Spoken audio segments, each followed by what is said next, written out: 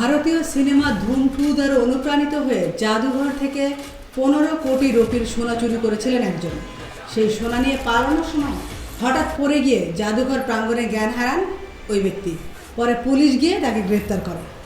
ভারতীয় সংবাদ মাধ্যম এনডিটিভির খবরে বলা হয়েছে, ঘটনাটি ঘটেছে ভারতের মধ্যপ্রদেশ রাজ্যের ভোপালে। পুলিশ তাকে গ্রেপ্তারের সময় তার পাশেই পড়েছিল প্রাচীন স্বর্ণমুদ্রা সহ অমূল্য শিল্পকর্ম, যেগুলো জব্দ করা হয়েছে। পুলিশ জানিয়েছে, গ্রেপ্তার হওয়া ওই ব্যক্তির নাম বিনোদ যাদব। তিনি পেশাদার চোর। তদন্তে দেখা গেছে, বিনোদ যাদব পালানোর চেষ্টা করার সময় 23 ফুটেরও বেশি উচ্চতা থেকে পড়ে গিয়েছিলেন। তবে উদ্ধার করা শিল্পকর্মগুলোর মধ্যে বেশ কয়েকটি 50 থেকে 100 গ্রাম ওজনের স্বর্ণমুদ্রা ছিল, যার মূল্য 8 থেকে 10 কোটি রুপি প্রায়। এই আইটেমগুলো জাদুঘরের মাত্র 2টি কক্ষ থেকে নেওয়া হয়েছিল। পুরো মিউজিয়ামে 50 কোটি রুপিরও বেশি মূল্যের বিভিন্ন আমলের নিদর্শন রয়েছে। আমিনা ইসলাম, নিউজ ডেস্ক, আজকের সংবাদ।